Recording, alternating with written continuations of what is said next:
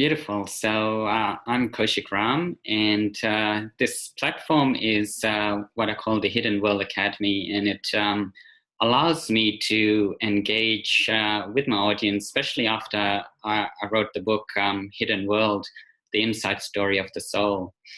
And a lot of the concepts that I explored in there has triggered and inspired a lot of questions from the audience. And just to share a little bit about that journey, because after I wrote the book, I had a beautiful book launch here in Bondi.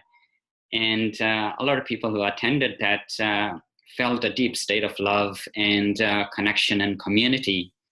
And that is really the state from which this book was written. And after that, I wanted to share this, but the audience for the book was far too big for me to share it from Bondi alone. And I wanted a way to connect with all of my audience rather than Bondi is a fairly small location. So I wanted to share with all my audience. And so after writing the book, actually, even though it was one of the most beautiful moments in my life, it was also one of the scariest, because once the book was out, I didn't quite know what my next step was. And I know most authors would then go on to promote their book, do book tours and so forth. But for myself, I wanted something long-term, something sustainable, something I could devote my time and attention to, and also watch it grow. So I decided to do something that was really challenging and scary for me, which was to speak in front of a camera. And because I didn't have any experience of this, I decided to dive deep into myself and see what my blocks were. And one of the blocks that I found was actually growing up. I was always, I guess, told what to do, and I found it really difficult to articulate what my own words were compared to what the words of society or my parents were. And because of it, I had to learn how to communicate and share my own voice. And in order to, I guess, rectify this, and in order to face my challenge in sharing my own voice, I decided to go back to where it all started, and it started with my family. And so I started my first, I guess, sharing of my videos went to my mom, because there was a lot of things that my parents didn't know about me. I haven't seen my parents for 9 years. I met them for the first time December last year for Christmas. And prior to that, there's been a 9-year gap between leaving my home and seeing my parents for the first time again. So in that 9 years, that was for me a huge growth spurt. And my parents, my family were completely unaware of this. And so I started sharing my story with my own family, my biological family, for the first time. And that gave me the confidence to start speaking in front of camera. And that's how it all started. I needed to do something challenging for me to share my message. And this, for me, was the biggest challenge. And one of the things I find is that speaking in front of a camera is, it's not so much a reflection that you see.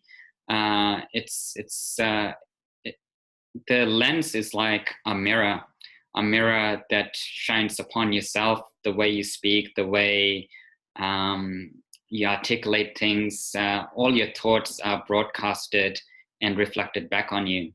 And so myself being so self-critical, it was another challenge for me to overcome my own barriers of perfection.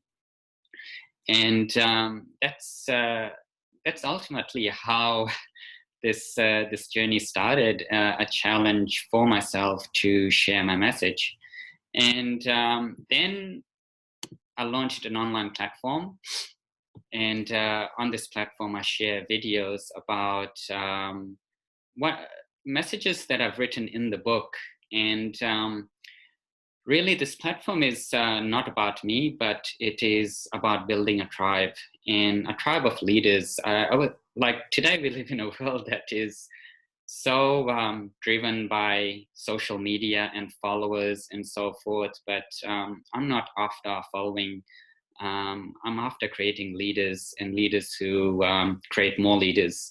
So rather than followers, I'd like to be around people who are able to lead and not so much hold space, but to create space, create new spaces which are not there. So as a community, this online academy is only as strong as its members. So it's not about me, it's all about you guys to come together, have a chat with each other, hold each other accountable. Because the more connections you make, the more beautiful things that start to happen. And this platform is free of distractions, no advertisements. It's just a skeletal program that is there for you guys to create and evolve. And yeah, it's a platform that is really driven for evolving rather than something set in stone. So that's a little bit about the academy, and I'm kind of working with the idea that social media is such a powerful medium these days. And on this platform, I want to introduce another foundation, which is social accountability, because we all have dreams, but we cannot bring our dreams to life by ourselves. I found that I've had so much support in being able to do what I've done and to continue doing what I'm doing. And there's no way I could have done any of this by myself. So, hello, can anybody hear me? Hello? Yeah. Hey. Hello, Lisa. it's Lisa. I'm so sorry because I was having technical problems earlier. So I'm sort of jumping on at the end and still trying to learn how to use this program. Are we able to jump in and ask questions, or do we type questions and things like that? Or what's the go with this? I'm still learning. Yeah, well. Oh, and I'm trying to put my little one to sleep, but she's just not going to go to sleep today. so she's joining me for this session as well. So I love family affair. This is beautiful. So the questions you'll type on the side. Yep. There's a chat box, and as the webinar goes on, I'll address some of the questions, and I'll unmute you guys as well. So at the moment, I've got muted. So should I be muted and stop my video? And because I can't see anybody other than you. Is that the way it's supposed to be as well? Yeah. So there's five members there. You can probably see it on the chat box. I can see the list of participants. Yeah, I can see the list of participants. Mm-hmm. And yeah, so I'll Can I see Mommy? Yeah, I'll just put you on mute and continue on with. Thank you. Sorry for the interruption. No, not at all. Welcome. Beautiful. So yeah, coming back to why this academy started, it was all about building a community worldwide, and creating social accountability. So that's the purpose of this academy, and it's to create an online family. And a big shout out to all you guys who have joined us today. So there's Lizelle, Patrick, Ashish, and Lisa joining us today. And if you haven't found each other as friends on Facebook, please send a friend request to each other, and Also, just to get a conversation started, just ask perhaps a simple question like, what is your favorite book? And that's usually a really good way to get to know someone. So it's all about community here, and yeah, let's get started onto the actual webinar itself.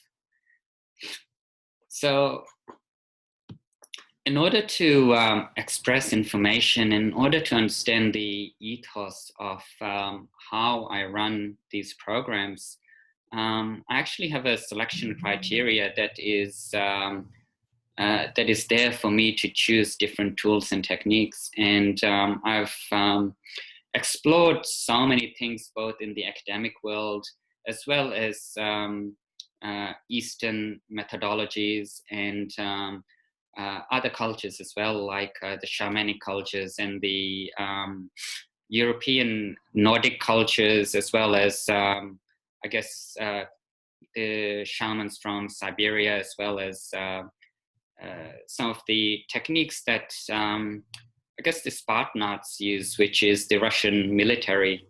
And because of this broad range of exploration, in order to start each investigation, I had to have a selection criteria. And the selection criteria for choosing tools and techniques was very simple for me, because using my scientific mind, I could create something that was possible to, I guess, filter out anything that was not useful. And I'll just let you know what this selection criteria is, and I'll give you an idea of how I adopt tools and techniques and why I use them. So the first criteria that I use is that whatever I choose must have intuitive ability. And because it's intuitive, you're able to grasp it instantaneously. So if something you're learning is not intuitive, for me, it is not natural. So, for example, if a child is learning to walk, it does take a bit of practice, but it is a very intuitive thing for them to do, that there's a natural progression that happens there. And we don't ever teach a child how to walk. They're almost genetically programmed to create that behavior, to create that pattern. And you can see how that's different from learning tools, steps, techniques that we so often allow ourselves to accomplish. But often the case is that it's not intuitive. The second criteria that I use is that it has to be fail-proof, or I guess foolproof. So anyone at any age is able to learn it, whether there be a 3-year-old child or a 95-year-old grandparent. It does not matter. It's fail-proof, so it works every single time. And the third selection criteria that I have is that it must be subconscious. So if I'm using my thinking to do this, first of all, the moment I start thinking, it draws me out of my intuitive ability. So whatever tools and techniques I use, I want it to be subconscious. And hence the title of this webinar is uncovering what drives our subconscious, because ultimately the behaviors that we see in our lives are driven by the patterns that we have learned even before we had thought. And those replicate and recycle as our daily experiences. And so whatever we create into the future is simply a recycling of our experiences that we've had in the past. And yeah, there are a few questions that are coming in, and I'll just continue on with this webinar. I'll address these questions fairly soon.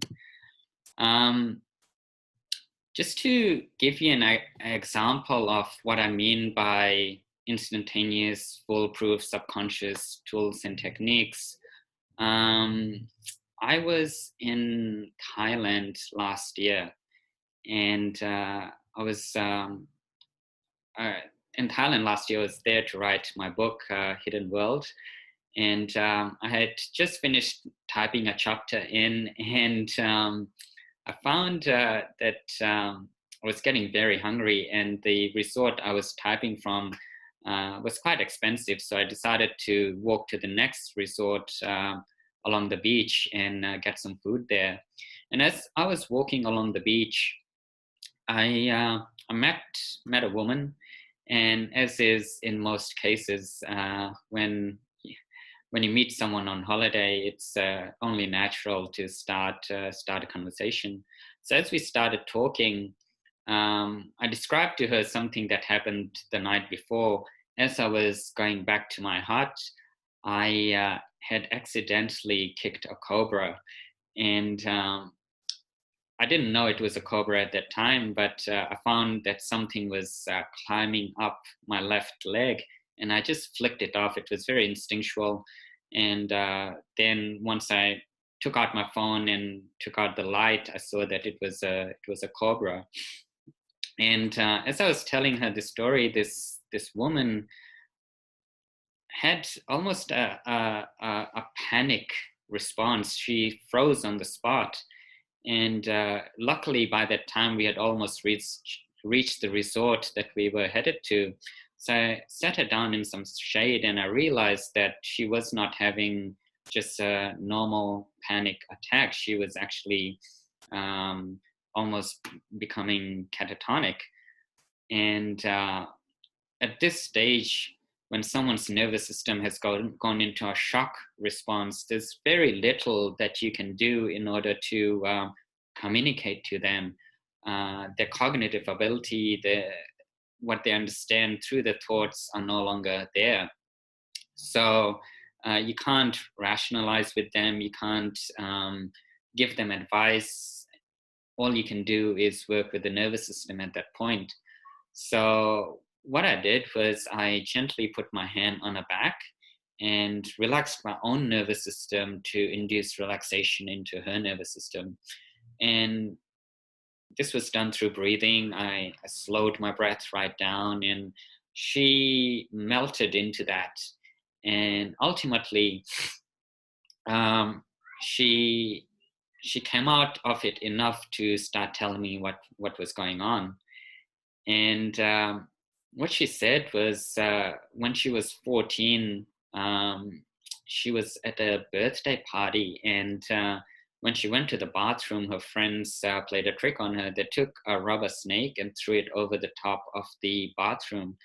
And being confined in a small space, she felt claustrophobic, and suddenly there was a rubber snake, which she didn't realize was a rubber snake. And she completely panicked in that situation.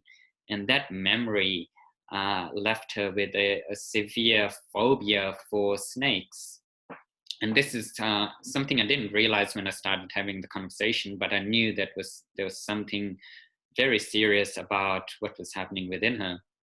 And when I calmed her down, she felt comfortable enough to share with me the story. And she's 31 now, and she had countless therapies, and she said she could not even look at a picture of a snake. And I decided that this is exactly what we'll do. So I took her through some breathing exercises, calmed down her nervous system. And when she was feeling comfortable, I pulled up a picture of a snake on my phone, and I said, if you're feeling comfortable, you may open your eyes and look at this picture. And in that moment, even if it was just briefly, she felt safe to open her eyes. And she looked at this picture through the lens of safety. And when she looked at it, she burst into laughter, because how absurd is it to be afraid of a picture? And she was incredibly relieved by the process. I haven't spoken to her since, and that was the only time that I had seen her. So I don't know whether the effects were long lasting. But that was one particular instance where this ability to overcome phobia was instantaneous. It was also foolproof because she didn't know of this technique. She had never learned it. It didn't require a lengthy amount of time to learn. She simply followed the instructions that I said, and intuitively her body came into a deep state of relaxation. And it was also subconscious. So the patterns that were there in the past, this panic attacks that used to happen, the patterning of the subconscious in response to triggers, external triggers that we see and react to, she had overcome that through just working with her own nervous system. So this is why I say some of the techniques that I use are very much subconscious, and it's in contrast to things like meditation. Meditation for me is something that requires effort, and whether it's observing the mind or guiding ourselves through our chakras, it is still a very conscious process. So meditation can also be subconscious, and it can be done through the nervous system as well. So that is just a little example of how we can work with the subconscious. And I'd like to, in this moment, just talk to you about how the subconscious manipulates us, because there's simply two mechanisms that are operating a lot of the times, and that is doubt and fear. Fear arises because our nervous system feels threatened. And the moment it feels threatened, a number of processes in our physiology happen. And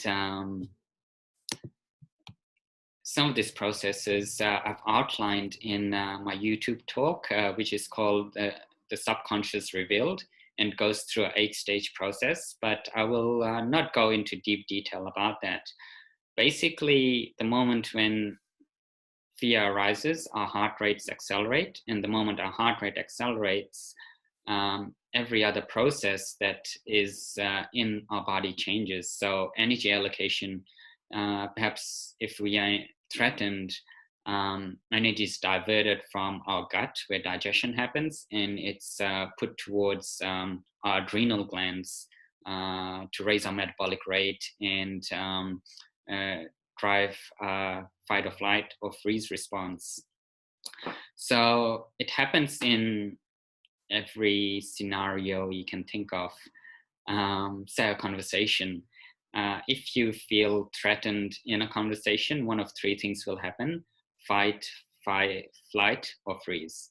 So if the fight response is triggered, then we find that our nervous system becomes very aggressive or defensive. That's when the fight response is triggered.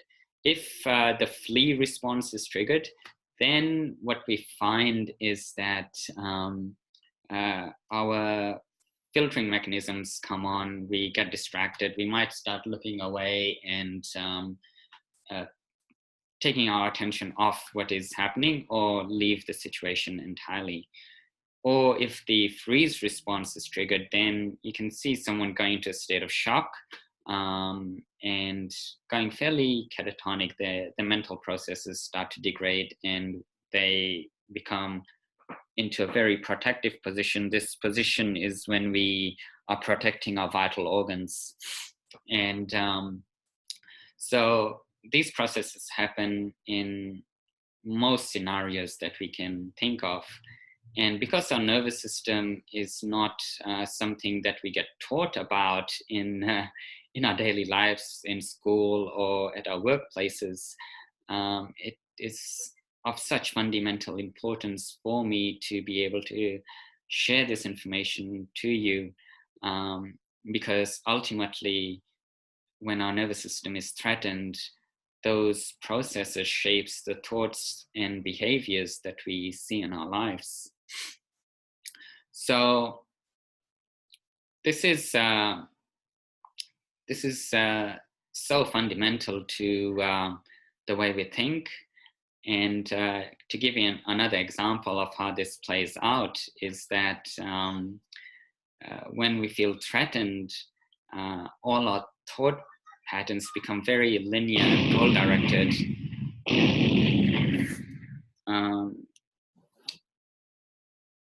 Sounds. Some threatening sounds coming off the speaker. Anyway, when our nervous system is in a state of fear, we become very linear and goal-directed in our thinking. And that thought pattern is to get us out of a situation, give us a direction to go into, to run. So how many times do you find people who are constantly running? They're in a constant state of hurry. And it's all because the nervous system is in such a state of fear, overwhelm. There are traumas that is deep within our subconscious that people are running away from.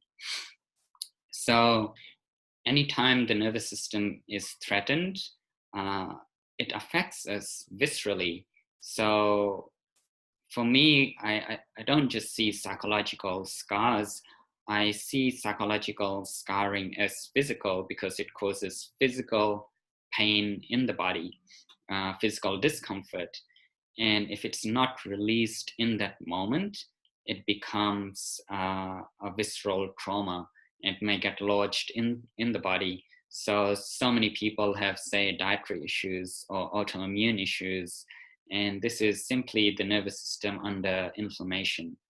And the stomach keeps churning. People are not able to sleep. They have insomnia.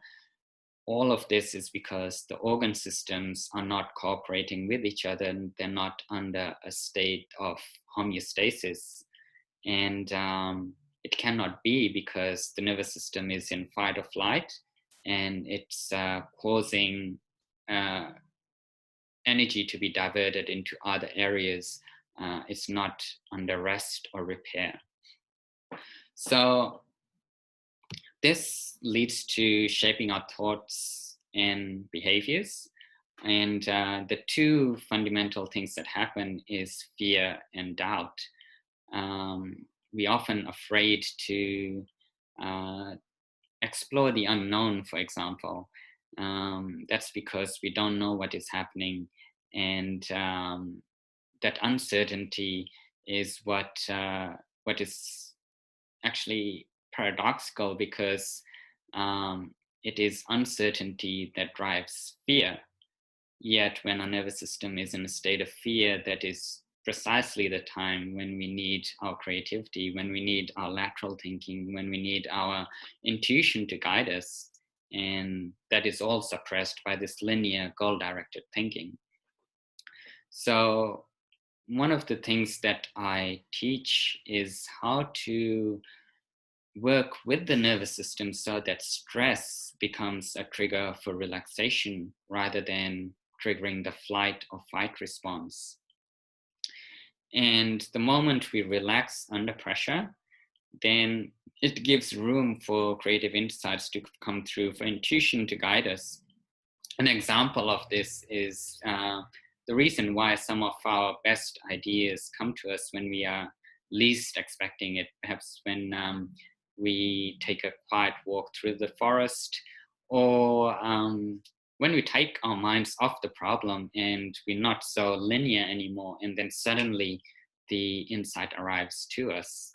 So this all starts to make sense because the nervous system in a state of fear was never the state we were meant to be in. It was never sustainable. And in my understanding, the only times the nervous system should be in a state of fear are actual threat responses. And these are in actual states of emergency. So how many times in the last 3 months have you been in the emergency department? those were genuine threats, and those were times when your fear response would have been triggered. But for the most part, these responses are triggered through very non-threatening situations. And this is exactly what I'd like to address in this webinar.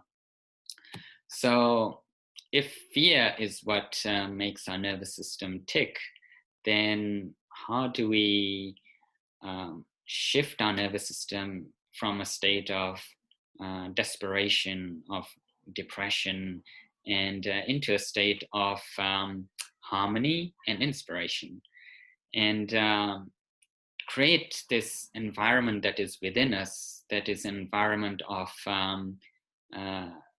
enormous breakthroughs, an environment of creativity, an environment of safety. And because as part of my selection criteria, I'd like the tools and techniques that I give to you to be fail-proof. I have actually a fail-proof pathway that I use, and this pathway comes from the Russians, the Spartans, the Russian special forces use this because for a lot of the situations they are faced with, they don't have time to think. If they're thinking, it's already too late.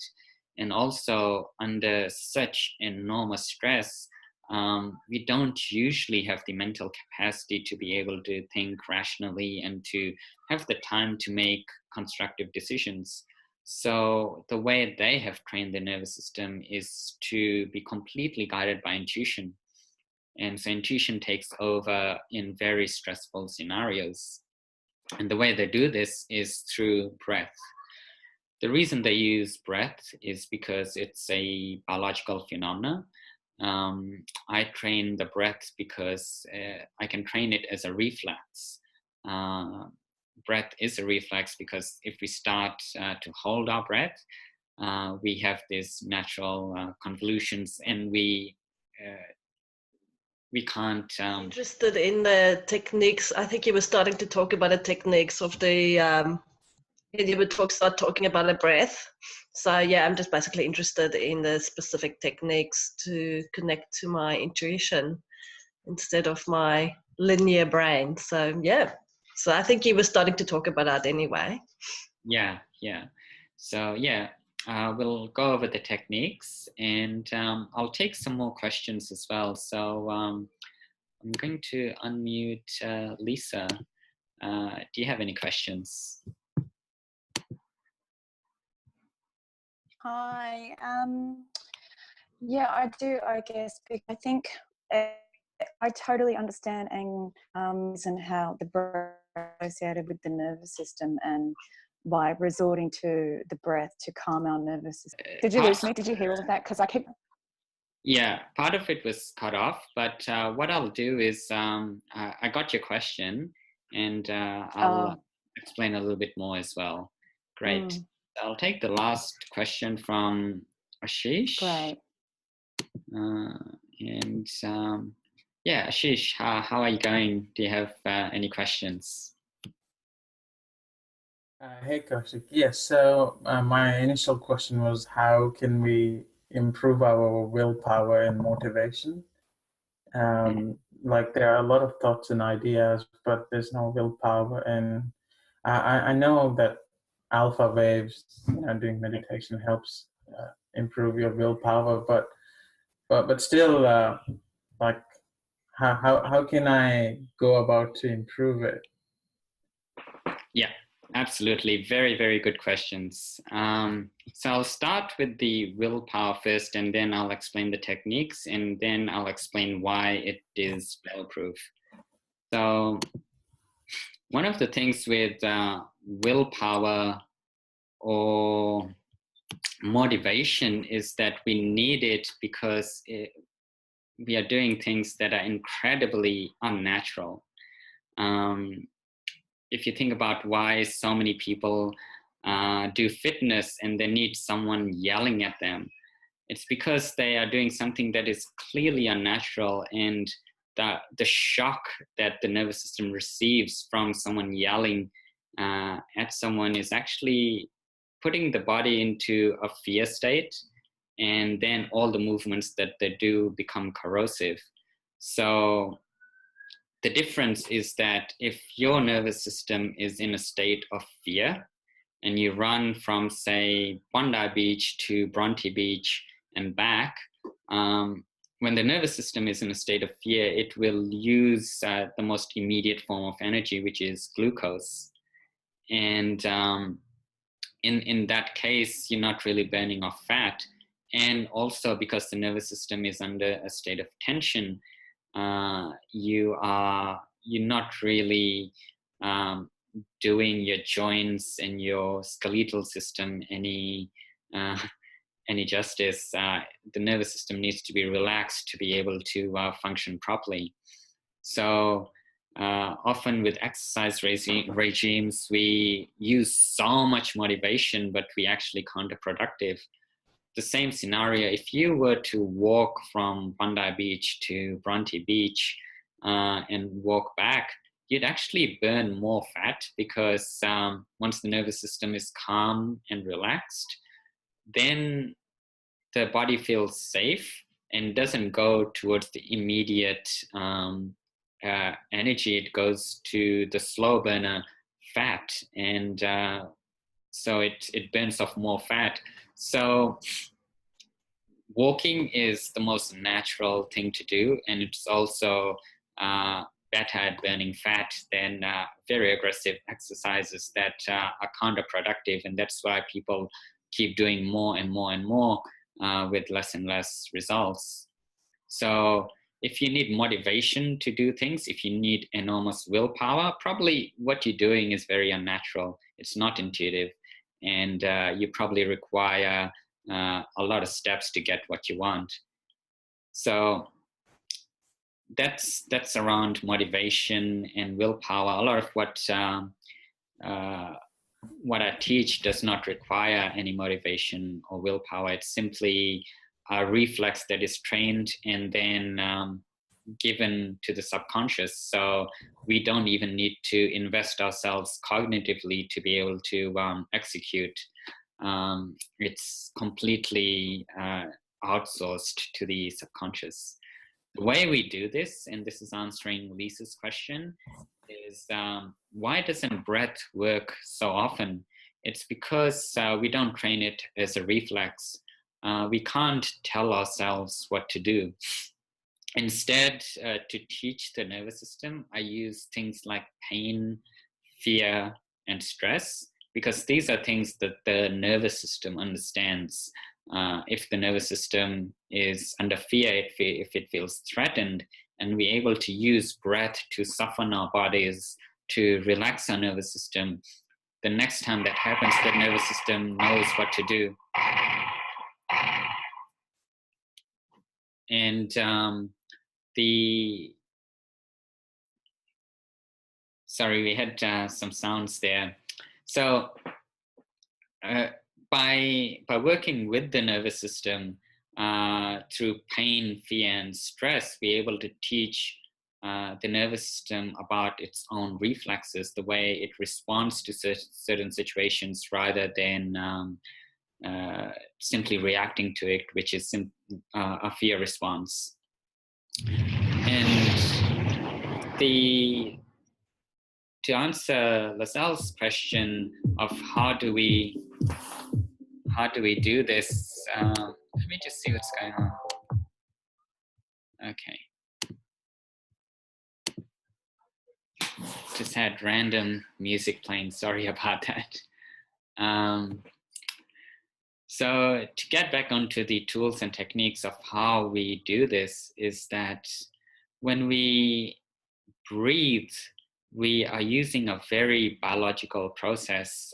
Every time we inhale, the heart rate rises, and every time we exhale, the heart rate slows down. The heart rate rises simply because we need to saturate the blood with oxygen, and the heart rate slows down on the exhale because we need to release the carbon dioxide from the blood. And using this very generic biological process, we can prolong the exhale to be at least twice as long as the inhale. So if I'm inhaling for 2 seconds, I'll exhale for 4. If I'm inhaling for 3 seconds, I'll exhale for 6. And this is done through inhaling through the nose and exhaling through the mouth. And so when I do this, I'll just give a simple demonstration, which is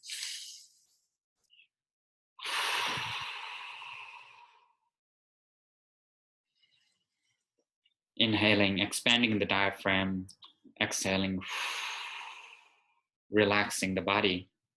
There's two things that happen. First, it overcomes the fear response that is usually triggered when we feel threatened. And the moment we are in fear, we either hold our breath or we have really shallow breathing. And so by breathing deeply and prolonging the exhale even under fear, we are overwriting the fear mechanism. And because every time we inhale, the heart rate rises, and every time we exhale, the heart rate slows down, we are actually modulating our own heart rate variability. This is so important because for our nervous system to be healthy and strong, we need very high heart rate variability. HRV, or heart rate variability, is it's what we use as a measure for brain-body congruence or coherence. And what it is the moment-to-moment difference in your heartbeat. So if my first beat takes 592 milliseconds, and my second beat is 612 milliseconds, and the third beat is 720 milliseconds, that moment-to-moment variation is called heart rate variability. And we want that to be really high. We want our heart rate to go very fast and slow down or decelerate very quickly as well. For a lot of people, the moment the heart rate rises, it doesn't come back down. And it takes a long while for the heart rate to come back down. The emotions come up. Once there's emotions in the body, it starts to create thought patterns which refuel those emotions, and the heart rate keeps going. So in those scenarios, the moment we feel threatened and we start prolonging the exhale and exhaling through the mouth, you see my cheeks are slightly inflated, and it's almost like I'm deflating my lungs through my cheeks. It's like, and immediately there's a relaxation response. The moment the body is in relaxation, we find a state of internal harmony, a homeostasis that comes from being in the parasympathetic state. And this is when all the organs are working together. And so you're more likely to pick up your gut instincts or the intuitions of the heart. You're more likely to have creative insights or solve problems or find breakthroughs in challenges that you're facing when the body is relaxed. So your very linear goal-directed thinking is very quickly neutralized when you calm down the nervous system. The other thing that happens is because all the organ systems, the brain, the heart, the gut, the immune function, the adrenals, everything is working in harmony, there is less dissonance in the nervous system. And so a lot of our doubts disappear because we find that there is alignment that is happening, and internal alignment, harmony within ourselves that we find is the harmony around us as well. So we're working in harmony with all that is happening to us in that moment. And ultimately, that is what we call flow, or the flow state. But if you think about it, this state of flow is not something that is momentary. It's not a spike in our brain activity and then suddenly disappears. What should be a spike in our brain activity is fear. Fear should just arrive and then suddenly leave. Instead, what is happening is fear arrives and it starts to shape the thoughts and behaviors that we see, and fear drives us. So if fear is what is ticking in your subconscious, and it is driving the behaviors and your life patterns, then actually you find that your life is held hostage by your fears. So all we do is we calm down our nervous system, and we reduce the fear that is in our hearts, in our nervous system, and that harmony that is created also dissolves the doubts we have. And doubts are often a conflict between our heads and our hearts. When the nervous system is in a state of calm, in a state of peace, we find that our hearts are almost glowing. It's a state of expansion. And then, because our intuitive ability is so much clearer when the nervous system is calm, we have more conviction to our intuitions. We have more conviction to our hearts, because doubt has suddenly disappeared. So that alignment between head and heart happens when this heart rate variability or brain-body congruence is high. And we can measure this medically as well. And maybe at a later stage, I'll show you some brain images and how this works neurologically as well. But I don't have the slides now. It is probably, I'll have it available at another time. So I'll take in a few more questions, and then we'll close this webinar. And yes, I'll unmute Ashish. If you have any questions, you can talk to us now. Yeah, I have a few questions. Yeah, so I got a few questions. One is, I use binaural sounds. Does that help? My second question is, I often get distracted during meditation, and then I realize it, and then I again focus on breath again. So do you think there will be a time when I'm continuously focused for a long time without getting distracted?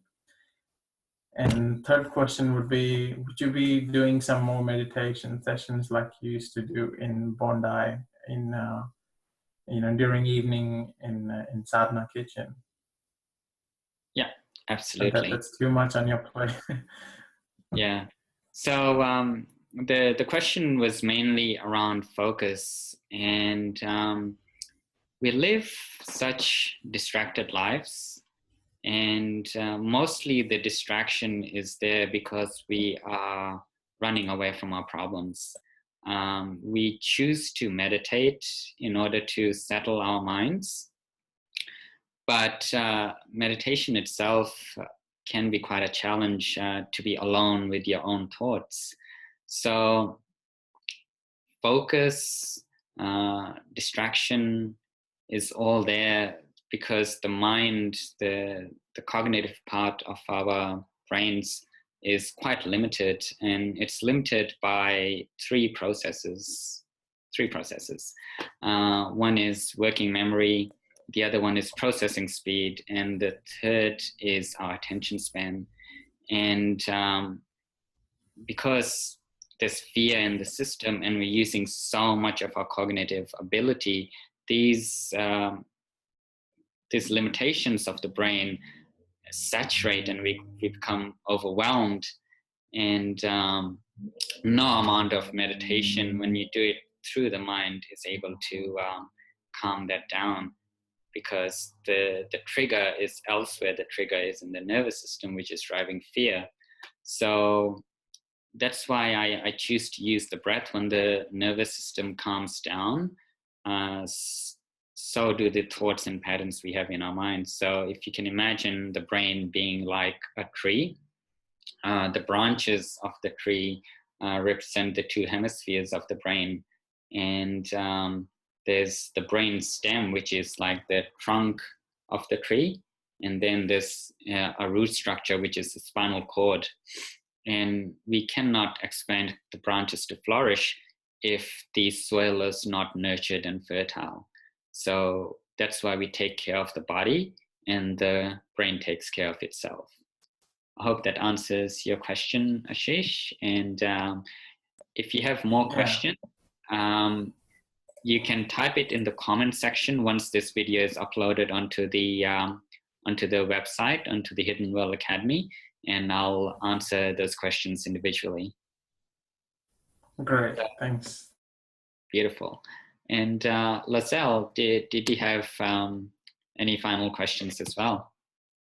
Yeah, I was just wondering, so when I have to do product training and presenting, and so when I get stressed, I'm going to try your technique, but will it be okay if I just blow out from my nose, breathe out from my nose? Because obviously if I breathe out from my mouth, it's going to be very obvious if I do it in front of other people. So will it still work if I breathe out from my nose? So you are talking to clients in that scenario? So yeah, I'm doing a presentation in front of a group of people, let's say 20 people, and I feel nervous. And so I need to calm down my nervous system right there and then. And so, I'm going to try a technique of, breathing out longer than breathing in. But, if I blow through my mouth, it's going to be very obvious. And I don't really want to freak people out. No, I completely understand what you mean. In that scenario, you don't have to breathe out because you're speaking to clients. And so what you do is you inhale, and your exhale is actually the words you're speaking. So in singing, for example, a lot of what is done in singing lessons is learning how to breathe. And you inhale, and you find ways to prolong the exhale depending on the different beats that are happening. So you might inhale for 4 seconds and exhale for 16 seconds, because that's how long you must extend your exhale to produce the sound that you're wishing to produce. So the important thing there is to use the breath to calm down the nervous system. So as I'm talking, I'm also using the breath to calm down my own nervous system, and that keeps people engaged and calm. And the moment there's a threat, they might get distracted or they might lose focus. So it's actually a beautiful way. It doesn't have to be anything too out of the ordinary. In fact, it can just be masked by daily behaviors as well. Okay. Yeah. Okay, thank you. Beautiful. And we'll take the last questions from Lisa. Hi. I just wanted to add perhaps to Lizelle as well. I found what was really effective for me the last time that I actually delivered a workshop to a group of people. At the start of it, I actually got everyone involved in a breathing technique. So at the same time I was relaxing everyone, I was relaxing myself, which actually helped me to ease in the delivery of the workshop. And actually for the rest of it, I was more in my true authentic self rather than being in my state of fear. So that was really helpful, just to get everybody involved in that breathing technique. And it gives you an opportunity as a presenter to calm down as well. Can anyone hear me? Yeah. Beautiful. Oh, okay. And okay, I guess I didn't really have any more questions, but I did want to make a comment about, when you're actually trying to get past that state of fear. So I always just use public speaking as a basic example, because I think, this is one of the most fears of the majority of people, right? Just public speaking. But it's also when you were talking about, coming from that intuition and that heart space. And I guess it's a psychological factor as well. When you get past your fears and when when you are being your true self and expressing your true self and being vulnerable and letting yourself be vulnerable and not letting anyone else's opinions and things actually affect you. And then that actually helps to get you out of that fear state and out of that fight, freeze zone too. But I really feel like it comes with experience. It's not something that can happen overnight. We need to train ourselves, as you say, and it really comes down to just working with that breath and training the breath in those situations. Yeah, absolutely. That's a great comment, and yeah, I relate to that fairly well because I do a lot of public speaking as well, and it does the comfortability, the familiarity of it allows you to be on stage fairly comfortably, but the nervous system itself, it doesn't have to take very long to train it.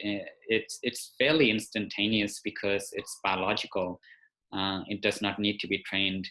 For someone who's never done any breathing, the moment you ask them to prolong the exhale, the effects are immediate. So that's the beautiful thing about it, is that you don't need practice or any complicated tools or techniques. Yeah, in a public. I think that the posture as well is a huge part of the ability to be able to work with the breath too. A lot of us, when we're quite stressed, we just, hunch the shoulders and we're not giving our body the opportunity to take in that full breath to calm our nervous system down as well. Yeah. And posture is a very big one. So in order to add one more thing, breath, relaxation, and posture. These are the action steps that we can take. And just to conclude, this pathway, the breath, the relaxation, the posture, is something that I'd like you to implement in your life over the next 4 weeks. And I'm going to ask you about this in our next webinar and see how the progress is going, and how well you're breathing, how intuitive have you been in the last 4 weeks. So stay with the tools and techniques that we've discussed, give it some thought, apply your own experience to it, and give us your feedback. Also feedback on this webinar. Was it too short, too long? What would you have liked to heard? What didn't you like? All forms of feedback is great, and I'd love to do this better and better each time. So thank you all for joining on this beautiful night, and I'd love to see you all and continue the conversation. So thank you all, and we'll see you next time.